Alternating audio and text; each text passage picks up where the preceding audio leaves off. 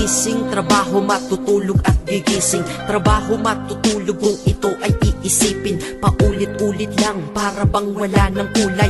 Palaging ganito, ano ang punto ng iyong buhay? Sa sweldo, babayad, sa sweldo, babayad.